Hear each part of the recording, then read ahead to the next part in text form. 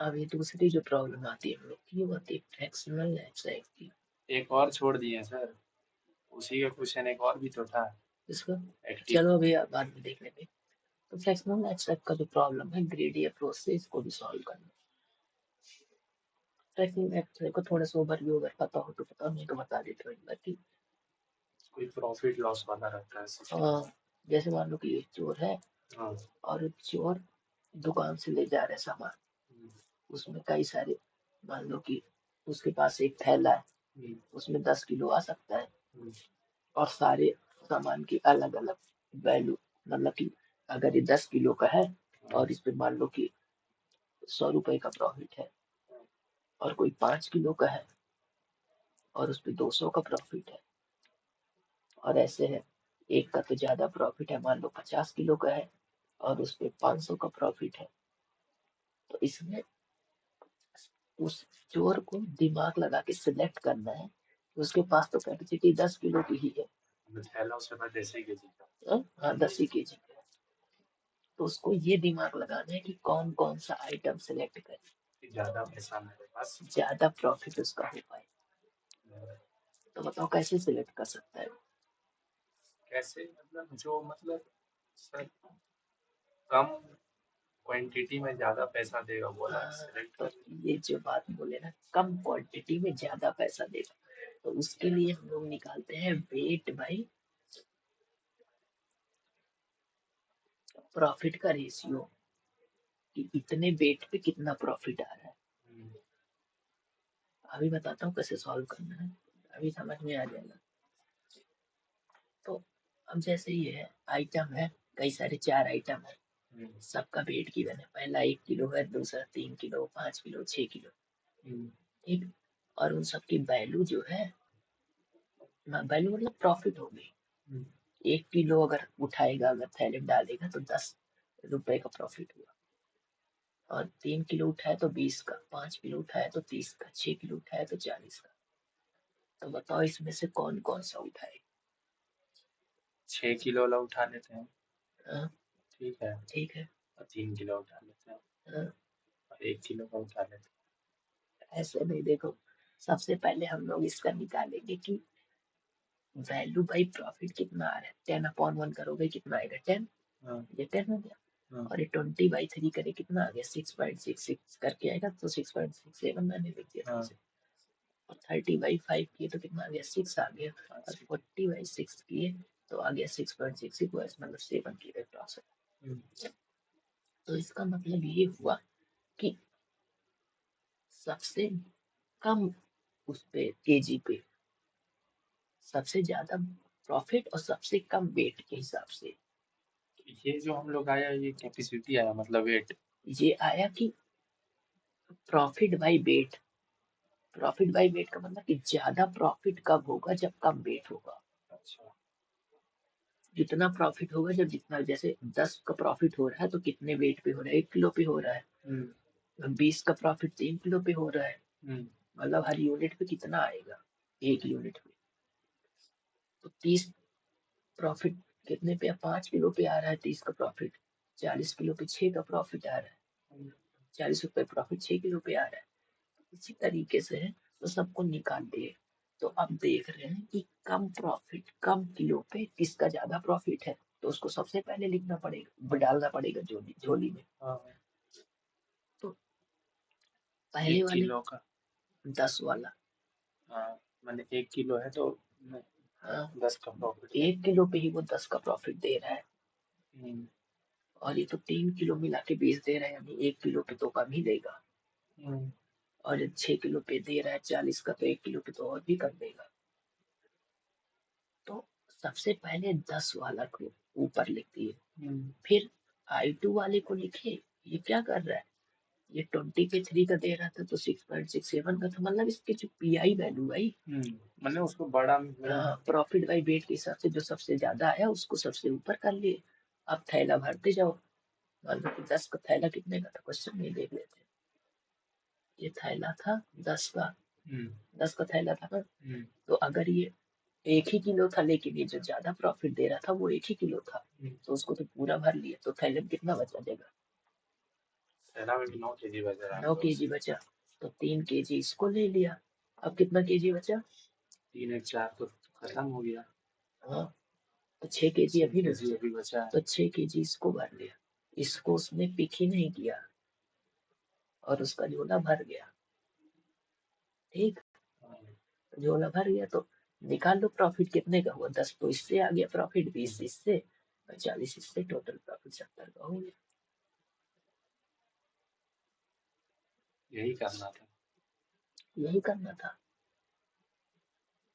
और इसमें भी टाइम कॉम्प्लेक्सिटी देख सकते हो कि सॉर्ट करने के लिए एन लॉग एन आया और प्रॉफिट बाई बेस रेशियो सबका निकालोगे तो एक लूप चलेगा, उसका बिग O ऑफ एन आएगा और आइटम सिलेक्ट करने का भी एन आएगा। तीनों को ऐड करोगे तो ये दोनों टर्म तो छोटी है, तो नेगलेक्ट हो गई, कैंसिल हो जाएगा। और यही वाला बड़ी टर्म है, यही बच गया। इसकी टाइम कॉम्प्लेक्सिटी आ गई, एन नंबर ऑफ आइटम्स। और अगर पूछ ले कि इसका एल्गोरिथम भी लिखो, तो एल्गोरिथम जो जो किए हो वो लिखना है। सबसे पहले एरे लेगा जिसमें सबका वैल्यू गिवन होगा, फिर वेट मतलब प्रॉफिट वैल्यू और उसका वेट लेगा, इतने का थैला है। तो आई से साइज ऑफ भी तक चलेगा। ये सबसे पहले ये क्या कर रहा है बताओ, ये फॉर लूप ये डिवाइड कर रहा है सर उसको इससे। हाँ, तो ये प्रॉफिट बाई वेट का रेशियो निकाला, फिर सबको प्रॉफिट के हिसाब से डिक्रीजिंग ऑर्डर में अरेंज कर दिया, और जब तक वेट की वैल्यू 0 यानी जब तक थैले में जगह है, डब्ल्यू हो गया उसका, तब तक जो मिनिमम है उसका अमाउंट में डाल दो और सॉल्यूशन में अमाउंट की वैल्यू रिटर्न कर दो। W is equal to W minus I, और आई की वैल्यू चलाते रहो एक एक से इंक्रीमेंट करके, और सॉल्यूशन निकाल। ये ज्यादा एक्सप्लेन नहीं कर रहा हूँ क्योंकि एग्जाम में है, एग्जाम में ही लिख देना है। प्रैक्टिस मान लो, जाके लिख दो, समझ भी लोगे तो जल्दी हो जाएगा। और एक है जॉब शेड्यूलिंग का क्वेश्चन।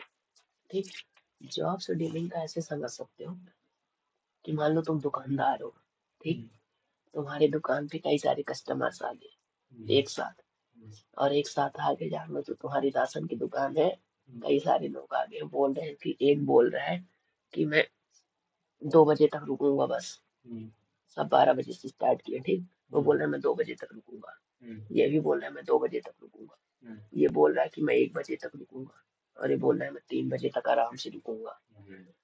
ठीक, लेकिन ये 3 बजे तक आराम से जो रुक रहा है ये 100 का प्रॉफिट करा रहा है।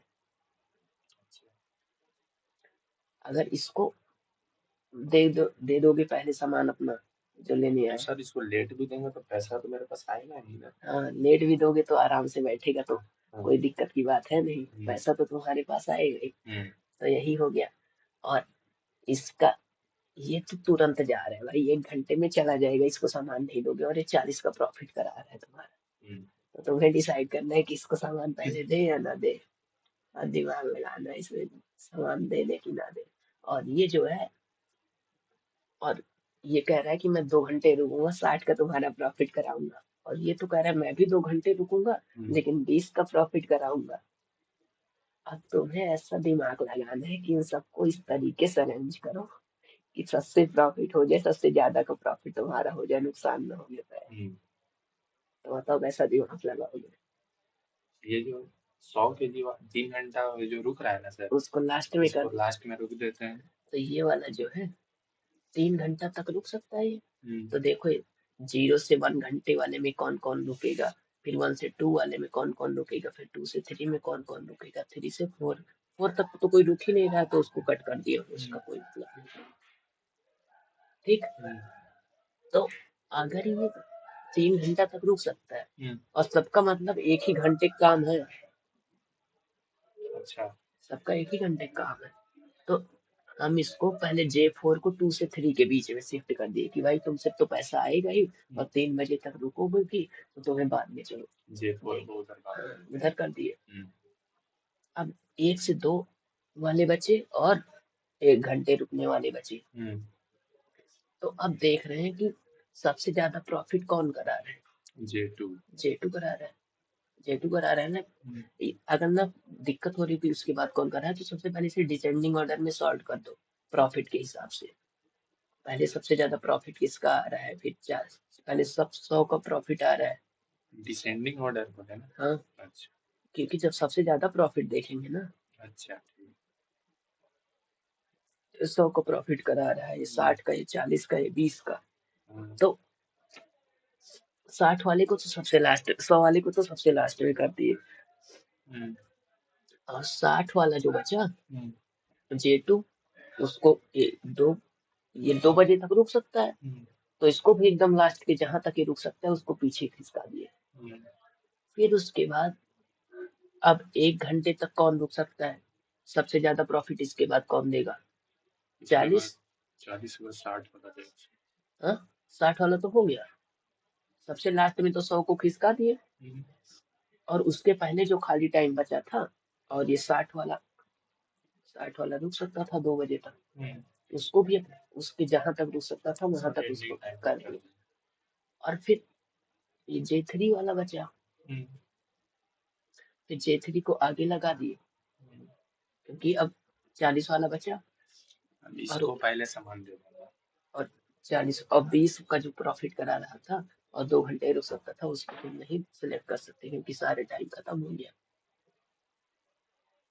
टाइम का वो डेडलाइन कहाँ दिया हुआ है, ये डेडलाइन दिया, ये 3 घंटे तक रुकेगा, ये 2 घंटे तक, ये 1 घंटे तक। मैंने ओवरऑल कहाँ टाइम दिया हुआ है कि इतने ही घंटे रुकना है, तो ओवरऑल तुम ये 2 घंटे तक रुकेगा, और 2 घंटे तक तुम पहले J3 को सामान दोगे 1 घंटे, और 1 घंटे J2 को दोगे। दिमाग लड़ा रहे, इसको थोड़ा देर रुक के सामान सबको बांटते हैं, धीरे धीरे करते तो उसका तो जब तक 2 घंटे तक इसको दोगे तो वो कहेगा भाई 2 घंटे से ज्यादा मैं नहीं रुक सकता, उठ के चला जाएगा। तो कहोगे जाओ भाई, तुमसे ज्यादा प्रॉफिट तो मैं पहले ही कर चुका हूँ। तो इसी तरीके से बस अरेंज करना था इनको। इसका प्रॉब्लम स्टेटमेंट भी देख रहा, ये सब। और ये क्या लिखा है, जॉब कंसीडर कौन कौन सी की है, पहले कोई नहीं थी स्लॉट में, ये लिख सकते हैं। हाँ, ऐसे अच्छे से देखने के लिए एग्जाम में लिख सकते हो। पहले J4 को सिलेक्ट किए, फिर 2 से 3 बजे तक इसको टाइम दिए, सोल्यूशन में J4 आ गया, प्रॉफिट कितना हुआ 100 का, फिर 1 से 2 में J2 को किए तो 100 और 60 वाला भी आ गया, 160 का प्रॉफिट हो गया, फिर 0 से 1 में J3 को कर दिया। सर ये 2 से 3 कहाँ रुक, ये 2 से 3 यहाँ भी तो दिखेगा सर, यहाँ भी तो 100 है ना, तो यहाँ 2 से 3 कहाँ दिख रहा है, ये 2 से 3 इसमें किए ना, कि 1 से 2, 2 से 3, 0 से 1, 1 से 2, 2 से 3, और 2 से 3 में ही तो J4 को डाले थे। तो इसी तरीके से सबको कर दिए और सबका सम निकाले तो 200 का प्रॉफिट हो गया। इसकी प्रॉब्लम स्टेटमेंट कैसे आती है कि n जॉब्स है, n जॉब्स का सेट है, job I has a deadline di greater than equal to 1, सब 1 घंटे से ज्यादा रुक सकते, प्रॉफिट pi 0 से, एक ही जॉब शेड्यूल हो सकती है एक टाइम पे, each job takes 1 unit of time to complete, we earn the profit if only job is completed by its deadline, the task is to find the subset of jobs that maximize करना है profit का, ये बात है, problem statement है। इसका algorithm कैसे हो सकता है कि सबको सबसे पहले डिसेंडिंग ऑर्डर में प्रॉफिट के सॉर्ट करो, फिर क्या करो, iterate on jobs in descending order of profits, for each job do the following, क्या क्या करना है, ये है find the time slot I, time slot find करो कि किस टाइम में रखना है, लास्ट वाले में करना है, such that slot is empty and I is less than deadline and I is greatest, एकदम लास्ट वाले में करना है तो उसी लिए आई इज ग्रेटेस्ट बोल दिया। Put the job in this slot and mark this slot filled, और इसको फील्ड बता दो। फिर no such I exist then ignore the job, अगर जब सब फिल हो गए स्लॉट तो फिर जितनी भी जॉब आएगी तुम उसके पास टाइम भी नहीं दे उसके लिए। रनिंग टाइम कॉम्प्लेक्सिटी उसी तरीके से इसका भी है, placing incorrect with comparison n square हो गया, और n log n उसका सॉर्टिंग का था, तो इसमें n log n से ज्यादा है n स्क्वायर, तो ओवरऑल कॉम्प्लेक्सिटी हो गई बिग ऑफ n स्क्वायर। ये भी इसका बना